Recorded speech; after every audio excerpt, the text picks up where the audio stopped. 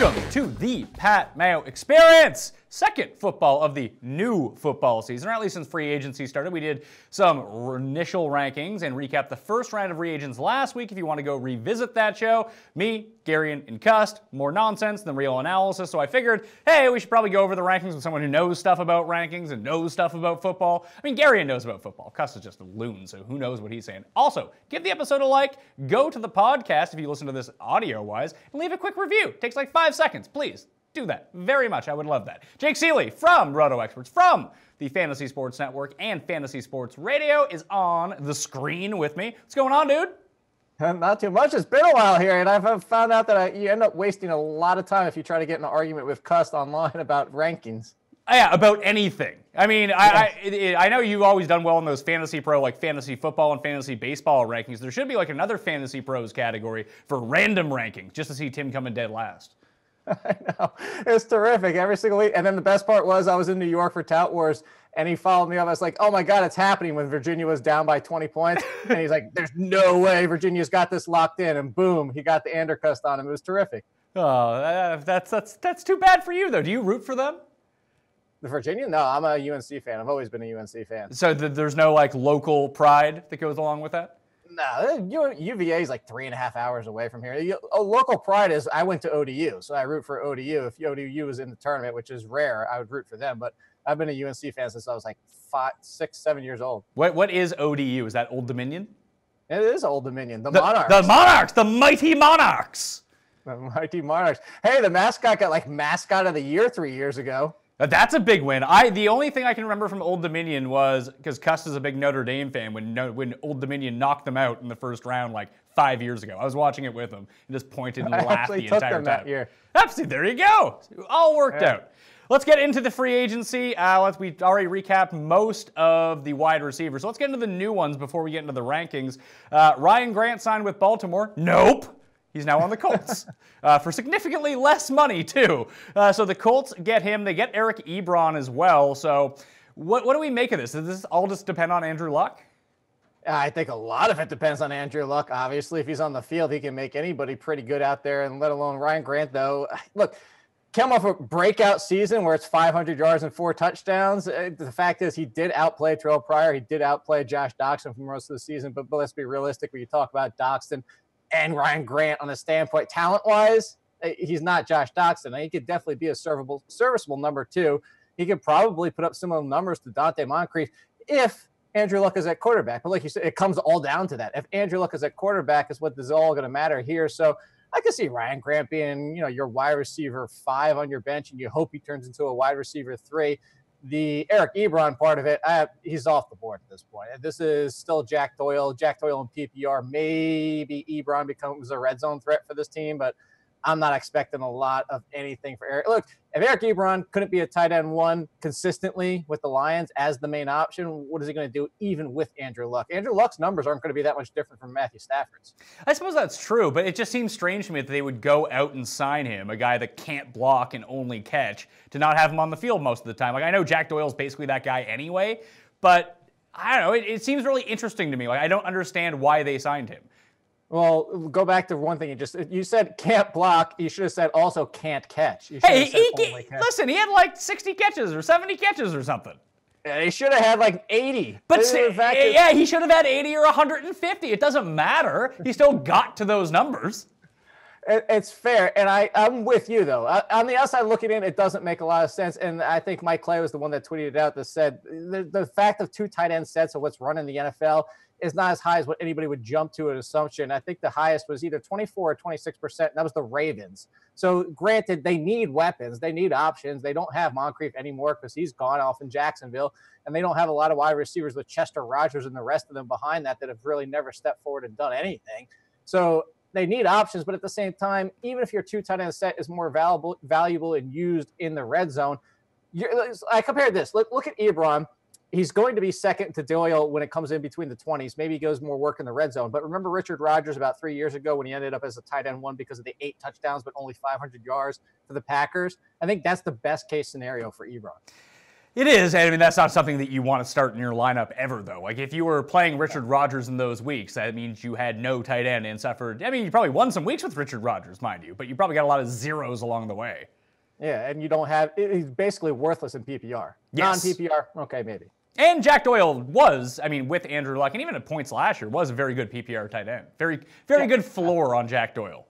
Yeah, I think that's the thing. Jack Doyle went from potentially being kind of a breakout-ish tight end next year. If Andrew Luck was back at quarterback, maybe he could get into the top 10. Now he's still just going to be that fringe, probably high-end tight end 2, maybe a tight end 1. All right, so since Ryan Grant can't go to the Ravens, it's all worked out really well for Baltimore because now they have Michael Crabtree, and actually, their wide receiver. Oh, hold on. Is that not the biggest dick move of the offseason? What? What the Ravens pulled with Ryan Grant. Hey, it worked. Listen, if I was the GM, if I was Ozzie Newsome, I don't think that I would have given Ryan Grant the contract that they gave him. But once I saw Michael Crabtree become available, I would have done exactly what they did. Oh, yeah, you failed your physical. Don't worry about it. Now we're going to sign Michael Crabtree for like less money. That's what I'm saying. It was a dick move, man. Like, it was within the hour. Michael Crabtree gets released within the hour. Ryan Grant has this ankle injury that nobody knew about from last year. By the way, Ryan Grant's, I don't think ever even missed a game, and he suffered the injury towards the end of I think it was the second to last week of last year. I mean, this is basically like you went to Best Buy and you're walking out the door and you find something. Oh, look, I didn't see that was $100 off in the front compared to what I just bought in the back. At least that, I mean, you haven't even left the store. This was just somebody's livelihood. He's not getting $20 million probably for the next 5 years. Okay, so if I bring up the wide receiver rankings right now, I didn't have Crabtree initially in the top 30 because I thought that he was going to get cut and I wanted to see where he landed. So obviously he's not a top 10 player, potentially, in Baltimore, but he's one of the few receivers that you can point to that I don't want to say that he's a lock for a 30% target share or a 35% target share, but he should be within that realm. Like 120 to 140 targets is not out of the question for Michael Crabtree this year. Like, who else are they going to throw to?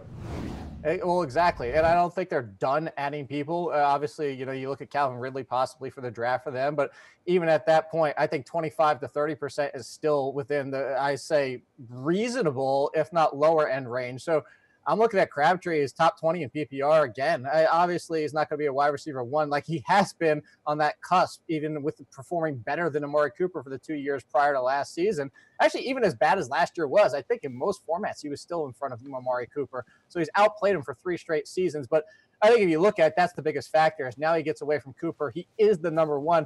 Even though Joe Flacco's only going to get the ball to him 6 yards at a time, I actually think the 120 to 140 is undercutting it a little bit. I think he could easily get 140, 150 in targets next year, unless, like I said, they do add like a Calvin Ridley in the draft, and Calvin Ridley really surprises as a rookie. But I still think, I would say 140 is kind of almost, I would say the low end. Yeah, probably. I mean, they lose Woodhead. They'll probably still throw their running backs most of the time anyway. Ben Watson, I either led the team in targets or was second on the team in targets, saying he's going to be gone. And we saw when Steve Smith came in, Steve Smith Sonor, as he liked to be called, all he did was get targets. Like Joe Flacco just locked onto one guy, and that's all he threw to. So I would think that the good Steve Smith season that we saw on the Ravens a few years ago, which was way better than the Macklin season that we saw last year, I think Crabtree can trump that. And if that's the case, like he's in this middle tier of guys. Like, but my top just goes like Antonio Brown, DeAndre Hopkins, Odell Beckham, Julio, Michael Thomas, Keenan Allen. Like he's not going to be a part of that mix, but like Devontae Adams, Mike Evans, Doug Baldwin, Adam Thielen, Josh Gordon, Tyreek Hill, Demaryius Thomas. Like he's somewhere in there, isn't he? Yeah, I would actually, I'm looking at mine and yours right now, and I'd say right around that Edelman Cup top 20, maybe even pushing Larry Fitzgerald, depending on what finishes happening with their entire situation heading into next year. But as of today, I'd say that's right in that range. That probably 16 through 20 is where he'll end up finishing. Like, would you go him or like, let's say, Demaryius Thomas? Because I project them out to be very similar-esque players. PPR, obviously these are PPR ranks, so they're going to get a boost there. It's just with Keenum in Denver, I think that Demaryius may actually score some more touchdowns. It's really hard to say with Flacco versus Crabtree. Like, who do you think's better, Flacco or Case Keenum? Case Keenum. Not even a question. Not even a question? Now that, listen, this is the best weapon that Flacco's had in quite some time. If they can rebuild the offensive line at all, then they're not looking as poorly as they did last season. Absolutely not. But I'd say between the two, the only thing, so I would lean to Crabtree despite the fact I think Keenum is the better quarterback at this point. But the fact is, you have Crabtree, and as of right now, very little competition for targets. Whereas, and you already mentioned it, Joe Flacco does like to lock onto one guy. Heck, Jeremy Maclin, even at times, has double-digit targets in per game. So I would say if you're looking at the two, that's why you like Crabtree. As much as I do think Demaryius Thomas and Emmanuel Sanders can go back to being Emmanuel Sanders and Demaryius Thomas, not quite where they were wide receiver 1 and fringe wide receiver 1. I would say now more high-end wide receiver 2 and fringe wide receiver 2, 3 for the two of them. We also don't know who Keenum is going to connect with more. He might have a better rapport with Emmanuel Sanders, and especially in PPR, that might be the one that we end up liking more than Demaryius Thomas. So as of today, because they're both on similar playing fields and got to get that connection with Keenum, I will go Crabtree. It wouldn't surprise me, though, if Demaryius Thomas just really needs to get the touchdowns back. It does, but then I look up to the next level. You have Tyreek Hill, Josh Gordon, who's going to be playing versus a lot of mouths to feed now in Cleveland. So I feel like the upside for those two is significantly higher because of their big play potential, the amount of touchdowns that they can score, especially long ones. But do you think the floor for Crabtree might end up being better than those guys, consistently week to week? Oh, absolutely. I definitely do. I think that if you're looking, depending on how you start your draft, if you do end up with a Tyreek Hill and then you follow up with Michael Crabtree, I think that's a very smart play. And it's been a very smart play for the past three, well, not last year because it didn't work out. It was a down year for him, but the two previous seasons, that was the appeal of Crabtree, is if you get that volatile first wide receiver who's going to be like Tyreek Hill, some weeks it might get you 3, some weeks it might get you 20, then you pair him with a Crabtree, or maybe Crabtree is your number 2, and then you can go get a Deshaun Jackson, 2 years ago Deshaun Jackson, as your number 3 to offset that, and you can go for those bigger upside plays and get that balance. So for full disclosure, while Jake and I are talking about this, there still are players that have not signed who could influence a lot of what's going on, especially in the rankings, and I'll update my rankings on dkplaybook.com just to make sure that people are up to date. And then I'll update them again after the draft. And then I'll update them every week throughout the course of the summer because people demand updated rankings at all times. You can never let anything breathe. It's my draft is in 3 months. How dare you have this guy ranked here? It's all right, let's calm down a little bit. Terrell Pryor. You're lucky you don't do baseball, man. Listen, this is one of the reasons I got out of baseball. I was doing baseball the other night, and this was a few days ago, and freaking Justin Turner, 2 hours after I just posted my updated rankings, I'm like, son of a, because it takes so much more effort with these damn baseball rankings and projections. It does. Well, they affect so many different people, lineup spots, at-bats, guys that are now moving to platoons that become NL-only players. Yeah, this is why I didn't want anything to do. I remember the days of doing my top 500 baseball rankings and being like, oh, God, this is just awful. I was updating them every day. Couldn't do it anymore. So Pryor hasn't signed yet. Sue hasn't signed yet. Who else hasn't signed yet? Those are the bigger names. I'm trying to think off the top of my head if there's anybody else that's really going to be too fantasy relevant. I mean, there's fringe players left at this point. Most of the people are going to end up being backups now. Yeah, okay, so those are the Frank two. Gore? Yeah, Frank Gore. Yeah, but the thing is, someone's going to sign Frank Gore, and he'll actually have a fantasy impact in the sense that he's going to, destroy. I saw that he was talking to Miami earlier today, be like, but I want Kenyon Drake to be good. Well, so this is pretty much the telling factor is when you go down to Miami and just understand it's been for years now, is this team is not going to stop being frustrating when it comes to the running backs. And no matter what they do, it's just hey, you've got this great talent. Let's just waste it. All right, so Jordy Nelson signs with John Gruden in Oakland because he's a grinder. So anytime that you can get an aging, slightly decrepit Jordy Nelson instead of having Michael Crabtree, got to make that move. I mean, that's real sensible stuff. I happen to think that Jordy Nelson, I don't think he's washed, but I think he's closer to washed than being really good. So he's not going to crack my top 50, I don't think. I don't have him I have him as a wide receiver 4. I have him as a high-end wide receiver 4, but that's purely on touchdown potential. But let's also remember, Derek Carr, neither of them, what the hell. Derek Carr is not Aaron Rodgers. He's not throwing for 40 touchdowns. Hell, if you look at Derek Carr so far, I continually say this every single year. He is the most overrated fantasy quarterback. In real life, if I was starting a football team, Derek Carr would probably be in the top 12 as a QB1, if you want to call him that, and if I was starting a team. But when it comes to fantasy, he's just not a QB1. He doesn't throw for 4,000 yards. He doesn't throw for 35 touchdowns. It's just not who Derek Carr is. That's not going to change by adding Jordy Nelson, as you said, who's just fallen off the map. I mean, look at last year and people are like, well, he had the 6 touchdowns in 4 games to start the year. But one, where was the yardage? The two, again, I go back to the touchdowns because it's Aaron Rodgers. And then even when he came back at the end of the year, and that being Aaron Rodgers in that one game, the connection really wasn't there. And I know you could throw it out and say, oh, it was just the one game they played together. They had a little rust playing with each other. Oh, really? Because if you look at it, the years before that, the quarterback rating with those two together, I think somebody tweeted it out, is like 128 or 138 or something ridiculous like that when they throw to each other. So, or Rodgers throws to Nelson. So I'm not buying to that. I'm with you. He's not going to be a wide receiver 3. I might be a little bit more aggressive than you, but it's not going to be a consistent wide receiver 4, even if he's there. Yeah, it's a stand that I'm going to take on Jordy Nelson. Now, listen, I mean, I'm never worried about being wrong. When you're wrong so often, it just kind of melts right off you at that point. But like, I just don't see where the upside comes in over. Okay, how about this? Jordy Nelson or Josh Reynolds? Josh Reynolds. See, I think the same thing. I just see so much upside with that Rams offense where you move Robert Woods into the Sammy Watkins role. Now he has to deal with all the ones. It's the same reason I have Cooper Kupp inside my top 20. I think Josh Reynolds could outscore Jordy Nelson. Like, Jordy would have to score like 10 touchdowns. No, and that's the thing. I'm going to go back to a player who you got to interview while you're at the Super Bowl. You know what it is. This is my Greg Jennings rule. And the Greg Jennings rule was what I created back towards the end of Greg Jennings' career, when my point was, do you draft Greg Jennings or do you draft somebody like you just brought up, Josh Reynolds, who has the potential to break into the top 30 and be in your starting lineup? My question to these people were always, when are you ever starting Greg Jennings? So look at going into the season. When are you ever really going to want to start Jordy Nelson? You're going to draft him as a bench player. I don't see a resurgence where he turns into Jordy Nelson with the Packers. Maybe we're both wrong, and hey, then we're, eating crow. But the point being is, like, if you want the breakout potential, if you already know what the guy's going to be, he's just going to be a consistent bench contributor. Oh, I got him for my bye weeks. You can find, I got him for my bye weeks on the waiver wire any given week. Yeah, you just find whoever like the new hot Jacksonville receiver is going to be and go pick them up because no one's going to want them. But even in terms of Jordy Nelson, like, I mean, I know Josh Reynolds is sort of like an isolated example, but Josh Reynolds is going to go way later than Jordy Nelson. Jordy Nelson will still be drafted, not like he's Jordy Nelson, but there will be someone in your draft be like, oh, Jordy Nelson on the Raiders? He's getting bad coverage across from Amari Cooper. Derek Carr's so sick. I'm going to take Jordy Nelson. He's awesome. Like, someone's going to be that guy and take him in like the 5th round. Somebody's going to take him in front of Michael Crabtree. No, that's impossible. I will find a draft, and it won't be hard. I'll find a draft where it happens. No, maybe. I don't see that at all.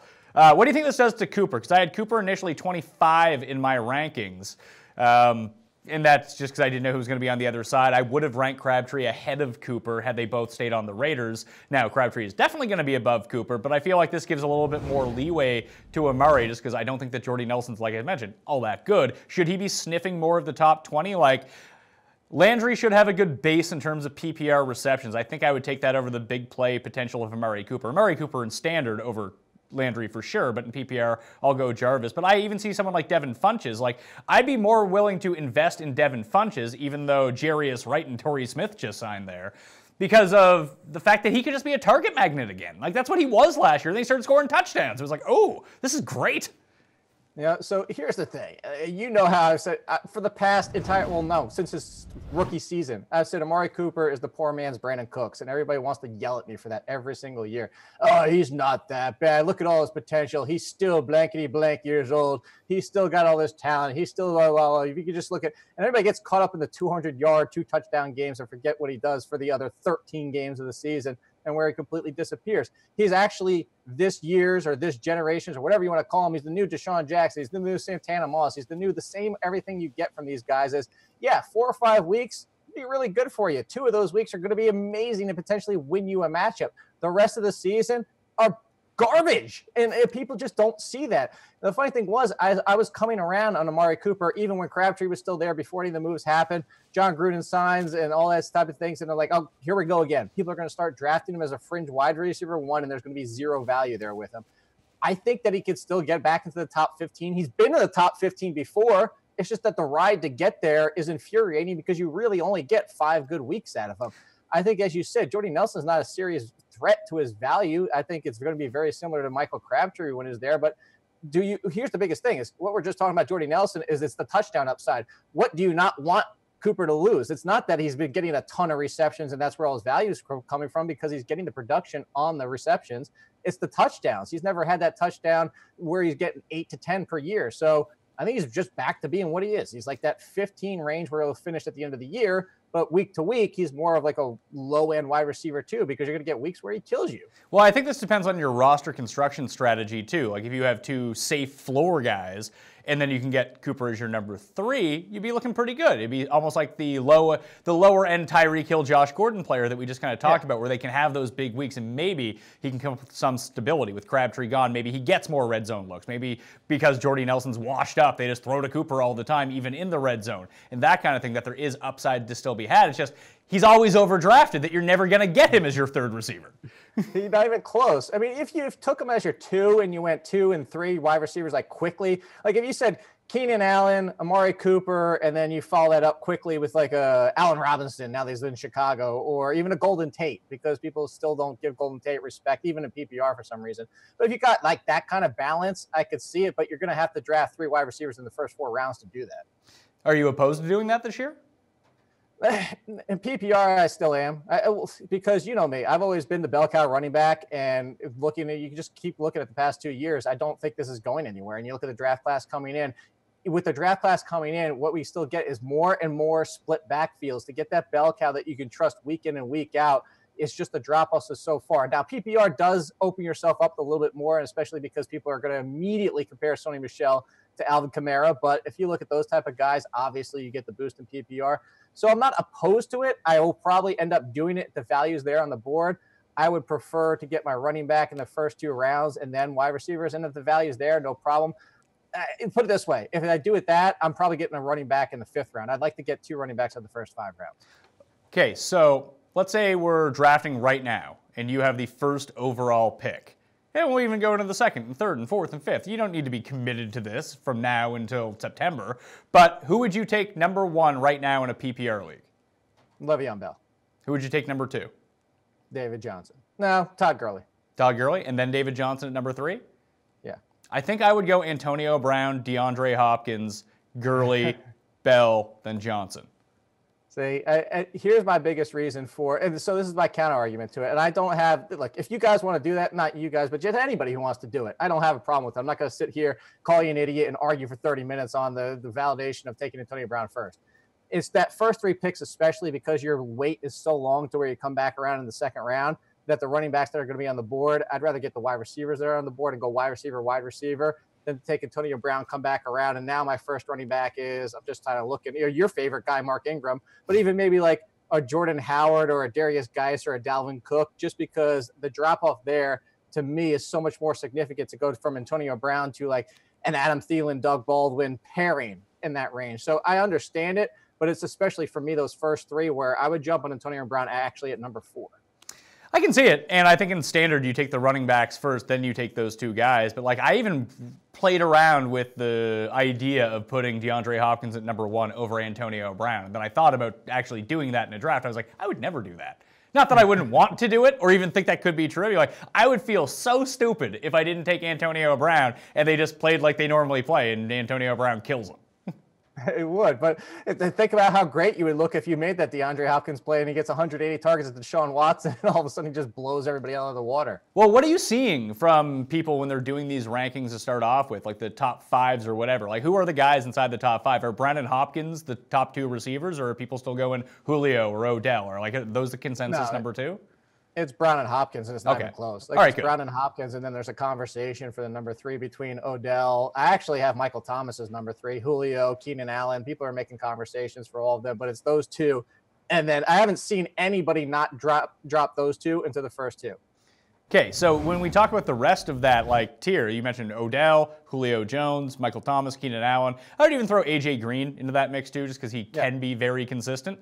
I actually think there's a substantial drop-off between Hopkins, Brown, and that next tier. Odell is really the only one that I think that could break into that tier if he just returns to being Odell and scoring all the touchdowns again. But I think that everyone else is like a step below, not a huge drop-off. Like if you have these guys, you can't win. But I think that Hopkins and Brown are just significantly better than everyone else. I 100% agree with you. I think Odell could. Julio can always, but Julio has to stay healthy, and he has to get more red zone targets next year. Like Matt Ryan used to remember, hey, I can actually throw to this guy when I get in the red zone. I just don't think that's ever going to happen. Hey, look, it happened 2 years ago. Granted, though. Sure, he was the best PPR player 2 years ago, but you have that one sort of outlier touchdown season mixed in with everything else. We know he can get there, but I feel far more confident that the other two guys are definitely going to get there. Oh, absolutely. And that's what I'm saying. I completely agree with you. It's those two wide receivers. I mean, honestly, if you're doing tiers and you kind of did this, I mean, if we're looking at this realistically, you can almost put those two are tier 1, blank tier 2, and then these guys are in tier 3 because there is such a significant gap. I would say I would put Beckham on sort of a tier by himself because he can swing either way. Like, he could be just as good as Brown and Hopkins, or he could be significantly worse than all these guys. That's honestly a fair point. Although I'm a little bit upset with him. He's face down behind me. That's the face down head that you see. Odell Beckham and I. But it's not even the blocking issue. Where is it? He's right there. He's right next to Lawrence Taylor. He's face down. That's his head with the highlighted hair. Oh, is he still blocking you on Twitter? Oh, yeah, but he's in the pit of misery for all the off-field stuff, too. The Giants need to trade him. Get rid of him. I'm so tired of his name. No. You just need him to be more coked out on the field. He could be like the new Lawrence Taylor.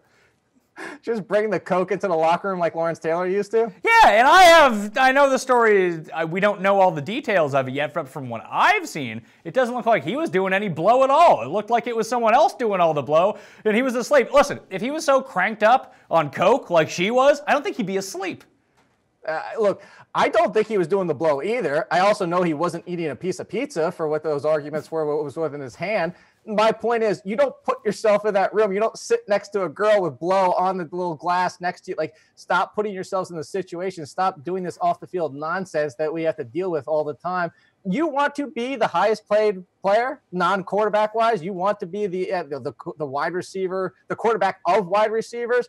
You need to stop this nonsense. I mean, you can put yourself into bad situations if it's going to be a whole lot of fun. Look, you just don't need to be there if you're smart. Look, one of the best wide receivers of all time, the only one that's in the conversation with Jerry Rice, Randy Moss, guess what? He was expendable. We saw teams get rid of him. If he's expendable, Odell Beckham certainly is. Well, I just think about Odell Beckham, and then I think, hey, Michael Irvin was smoking crack, and he had like a great 5-year run. So maybe is that the secret? Crack is the secret? Crack is the secret. I mean, I don't know if cocaine's going to reach that level, but maybe it is, and maybe he's just all amped up on the field. He just doesn't want to take a drug test and get caught. Well, wait, I thought crack was just low-quality cocaine that you lit up. I believe it's concentrated cocaine. Okay. So I don't know it makes you crazier. I knew a guy in high school who smoked crack, and he's not doing too well right now, put it that way. That or whatever Zay Jones was on. Yeah, I think that was synthetic marijuana, if I had to guess. Or some purple drag. Yeah, or some purple drag. Just let the guys just like roll a joint and light it up. You're not going to see any of that nonsense. No, that's true. That is very true. They're just like you say, you take a nap and eat some chips. Yeah. So the rest of the guys who signed, Sammy Coates is now with the Texans. Cordero Patterson goes to New England. He'll be a special teamer most likely. He'll have like 2 games where he catches 2 real long touchdowns. People will get pumped, but like don't. Cody Latimer to your Giants. Is this finally the breakout of Cody Latimer? If they get rid of Brandon Marshall, maybe, but I don't see that happening because he's behind Brandon Marshall and Sterling Shepard. Even Brandon Marshall gets hurt again. I understand the excitement of Cody Latimer, but that was also back when, it was the beginning for him, the end of Peyton Manning. It was, hey, that third wide receiver might have some value. I don't really see it at this point. It's a nice signing because it's a why not signing. Why not? This guy's got good size. Maybe he can be like Brandon Marshall, not quite as tall.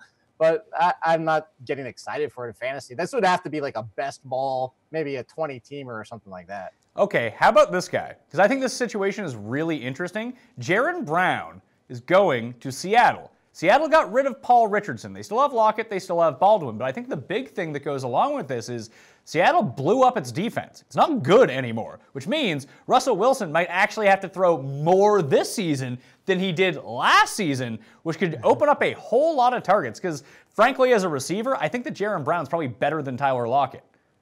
Yeah, so as of right now, I think Jaron Brown is definitely intriguing. However, I do think Terrell Pryor is going to go there if he's smart, unless the Jets are offering twice as much in guaranteed money or 50% more in guaranteed money. I think if the contracts are similar, he'll choose the Seahawks because it only makes sense to go there. And I actually think Pryor would be a great fit there because a few months ago I was saying I initially said Pryor should go to Chicago, somewhere where he can freelance more because if you look at what he did with the Browns, he was a great freelancer. The reason he didn't fit with the Redskins is because it's a timing, precision-based offense that's passing game-wise. And he doesn't fit that because he still doesn't know how to run routes. Well, if you go somewhere like Trubisky or Russell Wilson that can extend plays, that's looking for you to freelance when things break apart, that's where you go, especially if you look at the Seahawks with the offensive line that's going to cause things to break apart quite often. So I think prior lands there, I'm off Jaron Brown. If he does sign with the Jets, then I'm with you because Jaron Brown was always caught in a mismatch in the Arizona with, in guys, John Brown being in and out, Larry Fitzgerald just commanding all those targets, David Johnson when he was healthy, which wasn't last year, but he never really had a chance to get any kind of consistency there. But I do like him because I'm with you. I do think he's better than Tyler Lockett. I'd say this too. My only other concern is even if Pryor doesn't sign, Seahawks have always been frustrating with their number 2 wide receiver. Like you could be called the number 2 wide receiver. That doesn't mean you're getting number 2 wide receiver snaps because they rotate their guys. And the loss of Jimmy Graham opens up more targets in that offense too, even if it's just red zone targets. And Luke Wilson vanishing from the scene as well. Who's their tight end now? I don't even know off the top of my head who it is. Yeah. Because like you said, it was Wilson, and then I don't know who's left now. All right, so the other signings, I put Allen Robinson inside my top 25. I have him at, where'd you go, Allen Robinson? Maybe I didn't. Oh, number 22, now that he's on the Bears. Taylor Gabriel's there as well. I should have mentioned that John Brown, who you just mentioned, as opposed to Jaron Brown, is in Baltimore along with Michael Crabtree as well. Do you think that Allen Robinson, that's proper ranked, like low-end wide receiver 2, that has built-in upside, but also has no floor to speak of in this offense and coming off injury? I actually have him as a high-end wide receiver 2, and I think he could get back to being a wide receiver 1 because you talk about target share before with Michael Crabtree. Oh, by the way, it's Nick Vannett, and then they signed Ed Dixon. So there's your tight ends. Oh, yeah, Ed Dixon. Right, sweet. Yeah. But Allen Robinson, when I wrote about it, I put it in the Roto Experts article when I was breaking down all the free agent signings. I love this for Allen Robinson because of the Crabtree. Like, you see the target share here is going to be off the charts. I know you got Trey Burton and the rest of them, but he should see 25% of the targets. And I actually think that Trubisky could be next year's, and I wrote it back in January before anybody comes after me. I said that he could be next year's Jared Goff. And not that I really want to say like, oh, who's the next whatever, but people always love that, like the player comparisons. They always love you to put a name instead of saying just the next breakout quarterback. But if you look at it, they gave him a weapon. They gave him a true number 1. The only question for me with Allen Robinson and whether or not he can be a fringe wide receiver 1 is his health. If he's back to 100% with Trubisky in this offense, I think you're going to see a step forward. With Trubisky, I think you're going to see a step forward with Nagy there now and controlling this offense. And I think that Allen Robinson could be a top 15 easy, potentially push for a wide receiver 1. Do you think that Cam Meredith leaving will help that out even more? Because we don't know what he's going to do yet. He's a restricted free agent. He's visiting with teams. Some team, I would gamble that some team is going to put in an offer. The Bears probably end up matching it. So he's probably on the Bears for this season. But do you think his being there or even his departure would have an impact on Allen Robinson either way? I think if he's there, it would hurt him a little bit. I actually don't know that they match him because I've been reading some beat reporters that saying if they really wanted him back, they would have done more than just do the original round tender. That it would have been very easy for them to go out there and not have to worry about losing him, which makes others start to speculate that maybe they're concerned about his health. So if he's back, obviously it's going to take a little bit of ding, as you mentioned, the addition of Gabriel and all that type of stuff. But, I mean, I think we're done with the Kevin White nonsense at this point. So I don't see a lot of competition. I think, honestly, if you're looking at the offense as of today, without Cameron Meredith, it's Allen Robinson number 1 and probably Burton number 2. If you look at the addition of Meredith, maybe he is back to 100%. They do match and bring him back. You say maybe some red zone opportunities, maybe a little bit of decrease, but I'd still put Allen Robinson near that top 15. Maybe from going from fringe wide receiver when he drops back 4 spots. All right, so let's rapid fire through the signings that already happened. I just want to get your quick take on it. Sammy Watkins in Kansas City. He didn't crack my top 30 in the rankings. I just assume he's basically the poor man's Amari Cooper now. And the 4th man on this offense. Yeah. And that's the biggest thing. I'm with you. He's actually not even a wide receiver 3 for me either. So do you think he'll be overdrafted then? Absolutely. No question about it. All right, next one. Albert Wilson with Miami. Does he have a chance to take on the Jarvis Landry role? Because Danny Amendola signed there as well. Like, what sort of target share do you see Albert Wilson getting? Anywhere from 5 to 15. Like, I don't know what the hell the Dolphins are doing. You still have Stills. They're still hoping for Devontae Parker. You mentioned they signed Amendola, which is weird because that was what you want Albert Wilson to be. Maybe they're done with Devontae Parker and they push Wilson outside, but then you don't want Wilson outside. You want him in the slot. So this is going to be probably a late round flyer, not expecting much. Yeah, he might get some buzz up, and weirdly, Danny Amendola might be the guy in PPR to take. Watch it for at least the 5 weeks he's healthy. True. Jarvis Landry traded to the Browns. So we still have Corey Coleman. We still have Josh Gordon. They have a bunch of tight ends. They have Duke Johnson, who plays the slot and catches balls out of the backfield. Like, what do you see the drop-off in his numbers being from being like the target monster that he was, putting up all these PPR points every single week? I think he takes a 15% drop back in terms of targets. Yeah, I think that's fair. I'm looking right now where I put him as. I still have him in wide receiver too when it comes to PPR. But yeah, I have him at number 21 in my PPR rankings. And that's pretty fair, actually. So I think I have him at 19. So I'm not far off from you. The fact is you go from 100 plus passes or catches. I think you're probably setting in more around 90. And I think the yardage will be similar on a per catch basis, but also you worry a little bit about the touchdowns. So you just factor all that back to, like you said, a 10 to 15% drop off. Just because of the team, because of Tyrod Taylor. Let's remember, as much as we want to complain about Tannehill and the quarterbacks that have been at the Dolphins situation, Tyrod Taylor is not throwing 25, 30 times a game. And that doesn't sound like a lot because it's not. He completes like 20 per game, 18 per game. So you go back to Tyrod Taylor, and that's really where the drop-off is on top of it. So I say Landry, I think that's a fair spot for him. Donte Moncrief going to Jacksonville. Any value there? Maybe he steps forward as the number 2 in red zone option, but I don't know. I think this is more just to make sure they have competition for Westbrook and Cole because they both dealt with injuries at times last year. So I think that's more than anything is just kind of a insurance factor to make sure that they have 3 quality wide receivers. Last guy, and it's not a new face on the team, but it's a guy returning from injury. Julian Edelman missed all of last season. He's back in New England. I have him ranked as the number 18 wide receiver right now in PPR. I assume he's going to come back healthy. He's going to have a full year to recover from his injury. Does he just step back into what he used to be? I don't know if at this point of his career he does. I actually have him mid-20s, like I think 24, 25, 26, somewhere around there. Not a huge difference from where you have to have him, but at this point, I think you have to chip in the injury concern and the age concern at this stage of the game. Obviously, it's Tom Brady in this offense. They can support multiple options, but at the same time, what's left? Is Julian Edelman 90% of what he used to be, 80% he used to be? I think that's what we need to say. All right, a few more running back signings that happened since we last did the show. First one, which really throws a wrench into my Rex Burkhead ranking, is Jeremy Hill to New England. So I still think that Burkhead gets used very much the same way. He just won't have that upside of being like the full-time goal line back or getting those extra touches. But I still expect to see Rex Burkhead involved in the passing game. I think that they will use him near the goal line because that's what they like to do. They like to run these sets where they know that, hey, if Rex Burkhead's on the field, we could run or pass. When Jeremy Hill's on the field, they're going to be running. Yeah, 100%. And we could probably, now pencil Jeremy Hill in for 10 touchdowns? Yeah, but I mean, they'll all come over the course of 3 weeks, though. Right.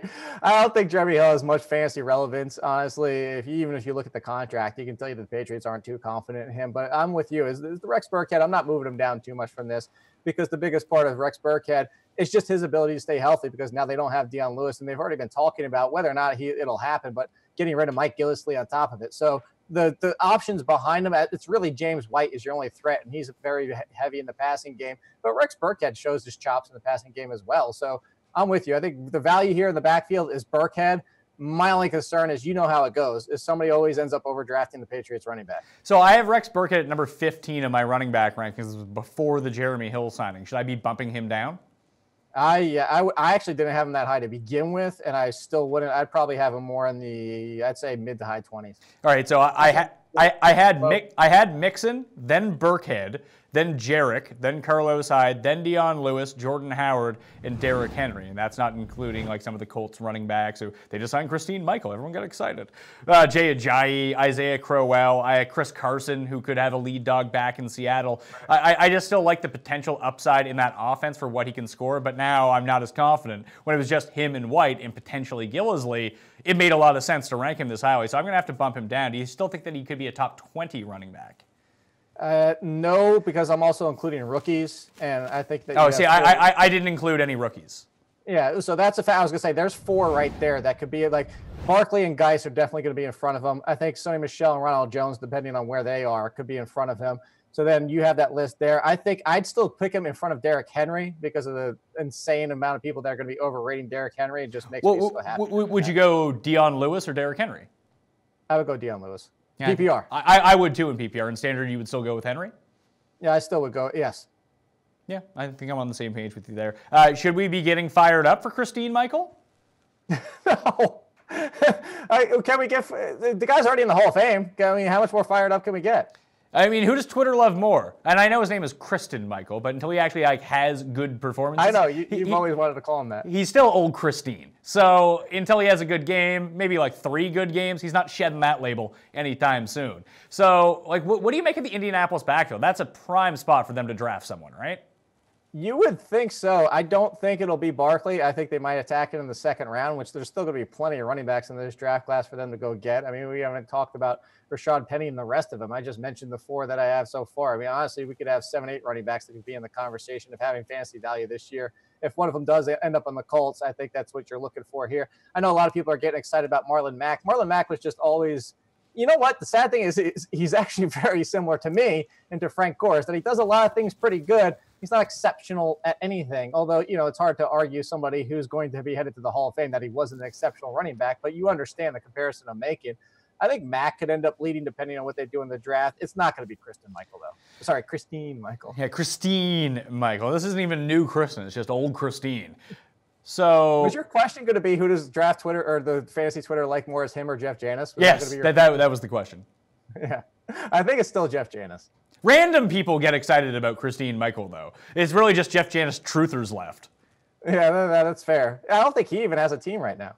No, I mean, he'll end up signing somewhere. LeGarrette Blount signed with the Lions, which really throws a wrench into everything, whether you like Abdullah, whether you like Riddick, or whether they go out and draft someone. How big of a role do you think that Blount is going to end up playing with the Lions? I think he'll play a very similar role that he did to the Eagles last year. And so for that, just factor that in. It's going to probably be frustrating a lot of times for fantasy purposes, but there'll be some games where he's that lead option. Obviously, you'll just plug him in as an injury case scenario for your bench, bye week option.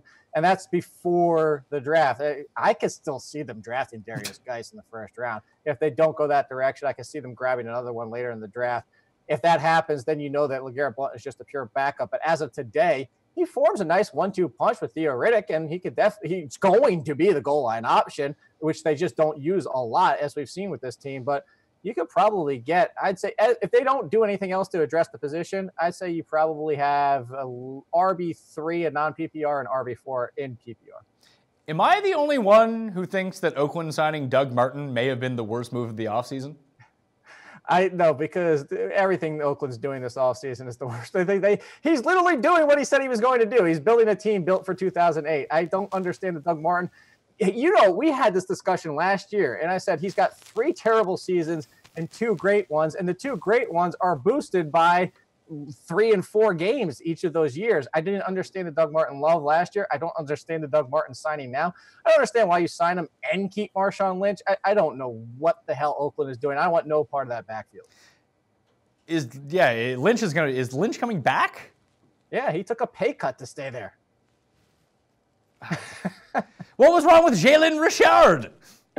Oh, he's not a Gruden boy, which the strange thing is Gruden likes pass catching running backs if you look at the usage from his previous coaching experience. So this is just this team's going to be either really surprising and we're all going to be like, you know what, John Gruden, you're smarter than all of us, we're idiots, or it's just going to be a laugh fest the entire year. What's your favorite move so far from the running back position? Is it Hyde to the Browns? Is it Crowell to the Jets? Is it Jonathan Stewart signing with your mighty New York Giants? Or is it Jerick to San Francisco? It's Jerick. Easily it's Jerick, but at the same time, Jerick McKinnon, I even said this at the same time, is the most overrated draft player of next year. There's not a question in my mind. I like McKinnon, but this is the same thing. I'm going to compare it to another running back, and it's Lamar Miller. And everybody was pounding the table for Lamar Miller to get more touches when he was at the Dolphins. Let's give him more. Let's give him more. And he leaves. He gets more, and he bombs because he can't handle 20-plus per game. That's just not what he's built. He's in that nice realm of 15 to 20 per game. That's his prime level. That's his best usage. I say the same thing for Jerick McKinnon. Now, that makes him a great RB2, high-end RB2, especially in PPR. But the people that are going to be like, oh, my God, Jerick McKinnon, we've been waiting for it for so long. He's going to be an RB1, and Kyle Shanahan's going to be amazing with him and all that type of stuff. He's Tevin Coleman. He's not Devontae Freeman. I think he could end up going the other way with that, depending on the usage that he gets. And right now, they only have Matt Breida, or whatever the hell how you pronounce his name. I still haven't figured that out. It's not relevant. It's not relevant. Either way, he's in line to get like 65% of the touches right now if they don't sign anyone else or draft anyone else. So at the moment, I ranked him at 16 initially, figuring they would eventually sign someone. And I still think that they are going to do that, but I had him behind Rex Burkhead, so I'll move him ahead of Rex Burkhead in the rankings. Then you have like Gentleman Joe Mixon. Like, are we all just going to buy into Joe Mixon being really good and being good this year? I get the path is there, and we saw the production didn't quite meet the usage towards the end of the season. Like, he didn't look all that great, but maybe just the Bengals were in flux. Now that they're healthy and coming back, maybe they'll be a little bit better. I think that there's a lot of factors going on here. I still believe in the talent. I still think Joe Mixon has the potential to be a high-end RB2 next year. I'm looking right now. I would have McKinnon behind Mixon. I would have him behind Cook coming off his injury unless we see something in the preseason that makes us doubt his ability to be back 100%, because that was a pretty significant injury. So behind Cook, as of today, Geis, I am projecting a rookie, not knowing where he's going to land. I think that if you look at, Carlos Hyde, I would go Jerick McKinnon before I went Carlos Hyde. So I think that's a fair spot, 15, 16 around running backs. But that's my point. That's the fair spot. That's where he should be. And just watching Twitter and the overreaction, I know he's going to be drafted around 11th, 10th.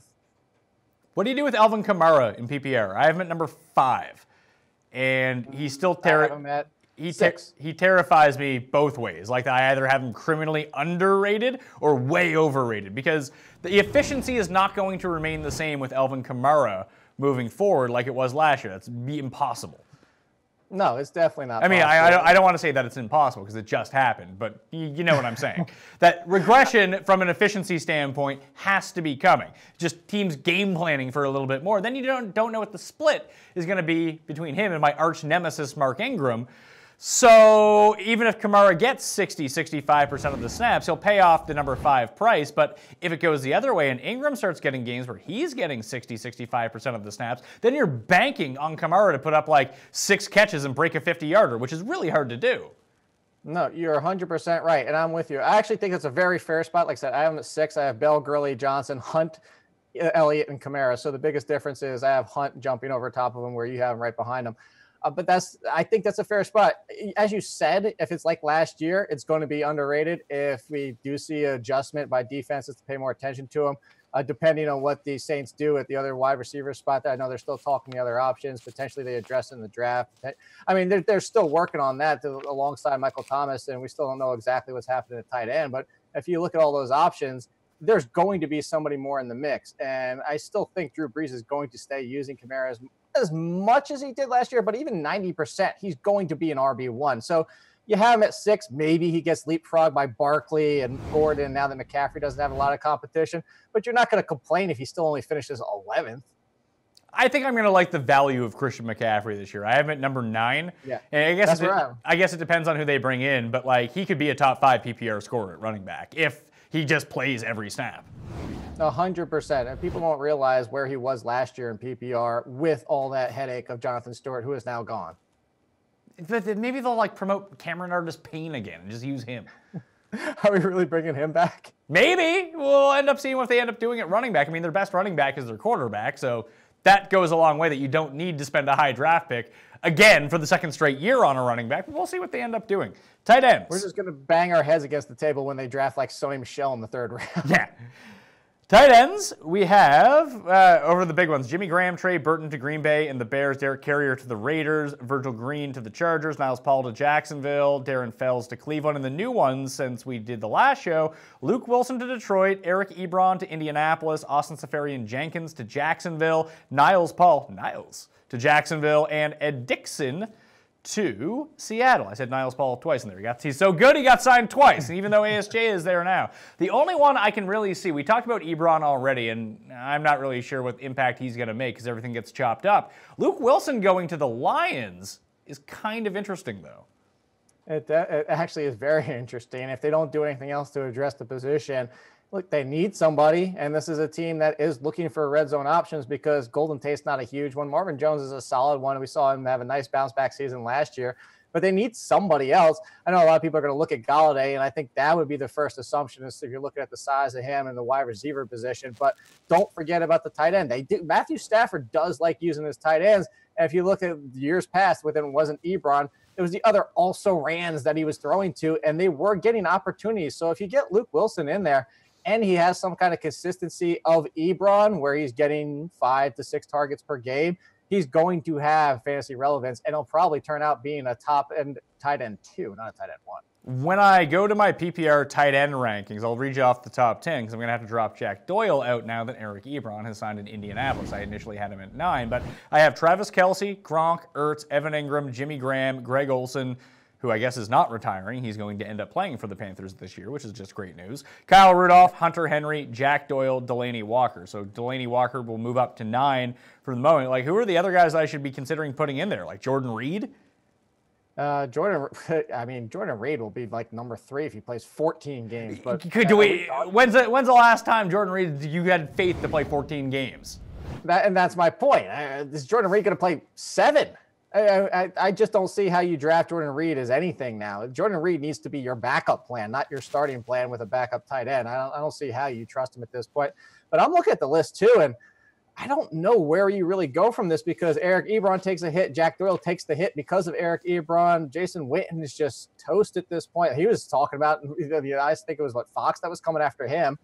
Maybe Austin Hooper, maybe Njoku, maybe Tyler Eifert, but Tyler Eifert is Jordan Reed. How many games is he going to play? Yeah, I guess Eifert should be on this list too. He re-signed. He had not had a team that he ends up going back to Cincinnati when we last did the show. So maybe he gets in there. I was looking at Reed, maybe Trey Burton, but I guess Adam Sheehan's there too. So who knows?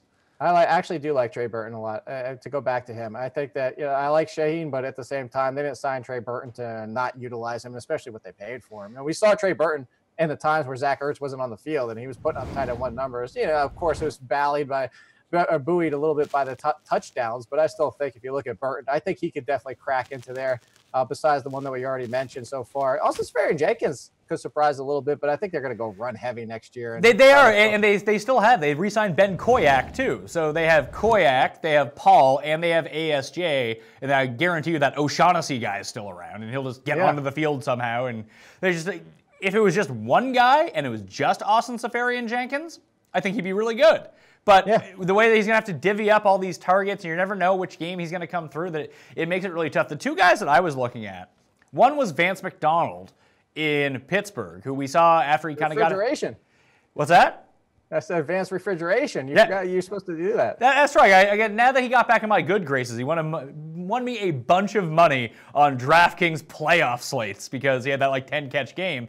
He's another guy that you're never going to know who's going to show up week to week. Is it going to be Jesse James this week? Is it going to be Vance McDonald? It seems like Roethlisberger towards the end of the season really did start to like Vance McDonald. We knew that he was a talent when he left San Francisco. And the other guy who replaced Vance McDonald, George Kittle Me Timbers, should be all right. I mean, Garoppolo doesn't have a ton of options. He can throw to Kittle. Yeah, that's actually Kittle's a good call here. The other one that probably would have been in this mix if not for the extension to Cameron Brate was O.J. Howard, but I guess we're going to be dealing with Cameron Brate for the next 4 years. Do I have Jimmy Graham too high or too low at number 5? I think that's the good spot. I have him one spot lower. I have him right behind Greg Olsen, but I'm not going to complain about that in Green Bay. The biggest factor here is a lot of people always complain about Green Bay and the tight ends, and let's be realistic. Aaron Rodgers hasn't had a tight end since Jermichael Finley. And Jermichael Finley, even after that great year, the second year fell off quite a bit because Jermichael Finley wasn't even that great of a tight end in his own right. So this is the first real tight end they've had in a long time. And I go back to the Richard Rodgers, 500 yards, 8 touchdowns. You just need touchdowns from the tight end position, and you're going to have value. He can easily get 700 to 800 yards and 8 to 10 touchdowns in this offense. So I think it's a great spot for Jimmy Graham. I do too. I just worry about the games where he doesn't catch a touchdown. And I mean, his touchdown upside with Aaron Rodgers is probably 16 or something crazy like that because Jordy Nelson's not around anymore to steal touchdowns either. But in the games where he's not catching touchdowns, maybe that doesn't matter because he catches so many that you're going to take your 3 points and eat them the weeks that he doesn't. But let's say he only ends up with 8 touchdowns. Is he even a top 10 tight end? He will be at the end of the season on points scored, but he'll be frustrating week to week. But you don't sign up for Jimmy Graham, the Packers tight end, and not understand that you're going to be a very volatile season. All right, quarterbacks to finish this off. There's just really one question that I wanted to ask you. When I run through my quarterback rankings, where did they go? Oh, they're at the bottom of this one. Aaron Rodgers, Tom Brady, Drew Brees, Deshaun Watson, Russell Wilson, Cam Newton. Carson Wentz, Jimmy Garoppolo, Kirk Cousins, and Marcus Mariota. I may have initially ranked Kirk Cousins too highly for an offense that's probably going to run a lot for starters, but he does have enough weapons to kind of make it worthwhile, I think, from an upside perspective. But I got into this argument with Cust and Garion, and I almost sold myself on my own argument.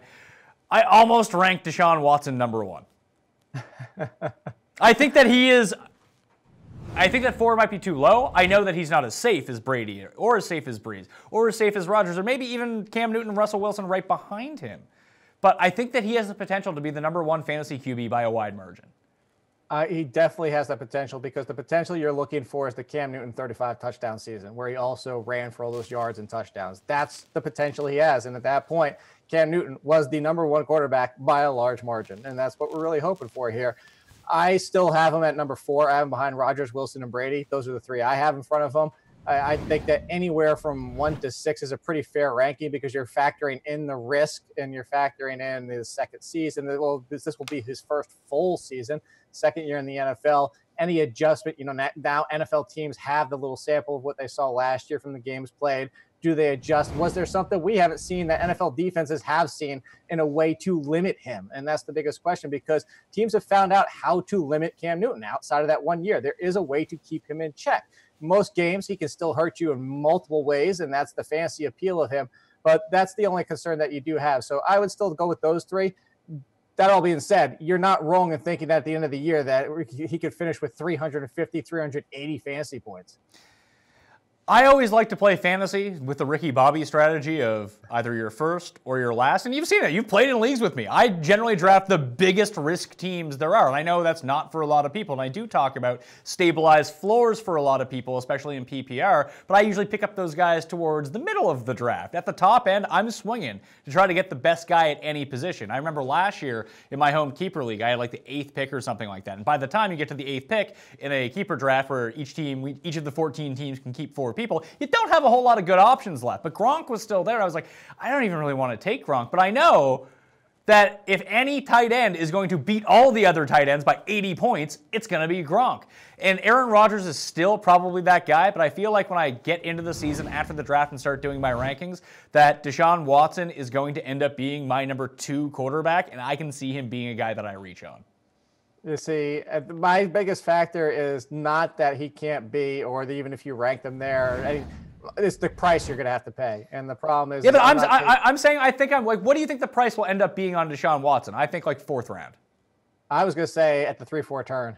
So I'm kind of with you. As of right now, if I was drafting today, I think I'd pull the trigger. And I am not one to advise taking quarterbacks early. I looked at, and I know it's such a small sample, but the way that he was able to generate fantasy points in that offense was just astonishing. It was, but at the same time, so I think it comes down to this. If you guaranteed you're going to get the Cam Newton season, would you take him at the 3-4 turn? Yes. And that's fair, but I don't think we can guarantee that. I don't even think, I think that's his ceiling. And if I would say what I think a realistic ceiling is, I would say is like 90% of that. So I'm not going to do it. Also, I got more time to talk myself in or out of Deshaun Watson. We'll see. Kirk Cousins, I ranked at number 9. What do you make of Cousins? Where did you end up ranking him? I initially had him at 7. I'd probably slip him a spot or 2. Like initially I had him in front of Matthew Stafford and Drew Brees. I could probably move both of them in front of him and keep him in front of Roethlisberger, Goff, Luck, and the rest. And Luck's down there because of the risk. I think that 9 spot is actually probably where I'm going to end up with him because the fact is the Vikings offense and the defense is going to have Kirk Cousins not quite as heavy of a passer as he was with the Redskins. That's just a fact. And you look at the offense being on the field, he has 2 extremely talented wide receivers in Thielen and Diggs, but he also has a very, very good running back in Dalvin Cook if he's 100%. So you don't need him to throw like he was going bananas with the Redskins. And he also has a defense that doesn't need him to throw that much and score 30 points a game just to hopefully win. So I think 9 is a very reasonable spot for him. This is also somebody that's been on the cusp or inside the top 5 for the last couple seasons. So to have him at 9 is a very reasonable spot. He was also bolstered by rushing touchdowns the last 2 years, though. Very, very sneakily. I think he had 4 and 4 each of the last 2 years. And he led the Redskins the one season. That's going to up your value, though, in terms of where you finish in fantasy points. But I don't think that's going to hurt him. I don't see them not getting at least 2 or 3 with the Vikings. He's still going to run. True, but Dalvin Cook is way better than anyone the Redskins had. Right, but even if you look at it, it wasn't like he turned around and it's like, oh my God, never mind, I don't want to hand it off to this guy. Those are rushing, like busted passing plays. He just took his opportunity. I have Drew Brees ranked way too high. I'm just looking at it now. I'd be like, I would never do that. I mean, a week ago, I sat down and did the rankings going, here's exactly how I would pick everyone. Number 3 is too high. Yeah, I probably need to put him behind Cam Newton. Would you go, what do you do with Carson Wentz? I have him at 6 right now. Okay, I have him at 7. Until I see him not 100%. I know it's in the injury optimism, but until I see him not ready to start the season, I'm not going to move him down. I think 6 is a very fair spot. But let's say they give you, hey, he's going to miss the first 3 weeks of the season. Is that really going to change his ranking all that much? You can plug and play for 3 weeks, then have Carson Wentz. For accuracy purposes, I'll move him down. But where it's well, that's the thing. Let's go back. It's the Tom Brady factor. So Tom Brady missing 4 games. Accuracy purposes at the end of the season, fantasy points wise, he'll finish 14, 15, 16. But if we talk about in your draft, you're drafting him much earlier than that, even with the missed 4 games, because you know that you're drafting and you can handle a replacement for those 4 weeks. Same thing with Carson Wentz. If you knew he's missing week 1, potentially in week 2, you're still going to draft him at the same spot. And then, of course, we would just adjust our rankings down, but he'd still be the 6th best quarterback off the board. Yeah, that's one of the good things where I just don't care about accuracy or anything like that, but I can just rank him highly. And even that Brady year, I think I had him at number 3 or something like that at quarterback, and he was the best quarterback by points per game. So even if you just got like the VORP, the value at replacement, let's say, at quarterback for the 4 weeks he didn't play, you still ended up with the best quarterback. Wouldn't that be VARP? VARP. VARP. Get out your VARP pen.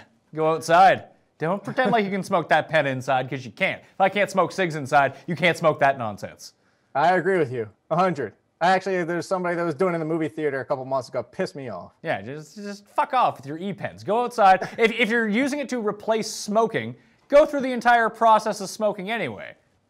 Yeah, I'm with you. I'm with you on this one. Even though I hate smoking, I'm with you on this argument. Okay, final one. And we don't need to argue about this. Josh ADHD, I ran a poll based on his suggestion. Who would you take right now if you were drafting? Marcus Mariota or Patrick Mahomes? Marcus Mariota. I would too. It came up Patrick Mahomes, 55-45. And that doesn't surprise me. So for the most overrated drafted quarterback that's not named Jimmy Garoppolo, because it will be Garoppolo. But Garoppolo might also not be bad either. He might be a really good pick. No, that could be a very good pick. But at the same time, I saw somebody tweet it out earlier today. As a matter of fact, it was actually the aggressiveness downfield. And Jeremy Garoppolo actually made a lot of hay off of not Joe Flacco level passes, but connecting in that less than 15-yard range and getting some of the benefit of after the catch. So, look, I like Jimmy Garoppolo. Let's be realistic. The talent's great. But Patrick Mahomes, as soon as the Watkins signing happened, everything like that, and everything we saw at the end of last season, his is off the charts how overdrafted. He's going to be drafted as a QB1. Okay, that'll do it. Quick rankings debate, free agency recap for you all, and then I guess we'll have to do it again once the final people sign. Then we'll have to do it again after the draft, and then we'll do it like once every 3 weeks, because I need those hits. So give the episode a like. If you give the episode a like, I won't need to do many more repetitive shows that people are just automatically going to click on, because I'll put like sleepers in the title of this, and then people will be like, oh, sleepers, click, click, click, click, click. Wish I didn't have to do that, but I do. You got to game the system any way you can here. So Jake, you can follow on Twitter at AllInKid. You can follow his work on RotoExperts.com, For the Written, and SportsGrid.com, and watch and listen to him on the Fantasy Sports Network and Fantasy Sports Radio Network as well. Do I got it all done? When does your show come on? Don't even bother. It's changing by the week. So you're just on 24 hours a day. They strap a GoPro to you, but like one of those like the lights that you read with in bed that has like the strap around it. The GoPro is just pointed at you, and you're just talking fantasy 24 hours a day. That's not a bad idea. I can just Twitch and Periscope all damn day. No, just look for me to tweet the link. Hashtag check the link. Hashtag tweet the link. I'll tweet it out at some point, and it'll probably change next week again. Like I always tell people, the best way to find my work is either on Twitter or my Facebook page, both at the PME. For you, just follow Jake on Twitter at AllInKid. You'll find all of his work, right? Yep. You're not hiding it. No, it's always out there for everybody. Maybe I should, though. They're not incognito tweets. No, you just get the like I said, hashtag check the link, and then people yell at me for that. Especially when my favorite part is, here's my rankings for this week. Well, where would you rank Terrell Pryor? Just check the link. Yep. All right, I'm Pat Mayo. Like I mentioned, you can follow me on Facebook, Twitter, and Insta at the PME. You can subscribe to the Pat Mayo Experience on all audio platforms where you can download podcasts, uncensored, uncut, and always free. Please leave a review. Give the episode a like on YouTube as well, where you can also subscribe to the video version of this show in case you're listening to it and not watching it. If you're watching it, you probably already know that, right? Anyway, I'm Pat Mayo. It's good talking football, isn't it? I'll see you next time.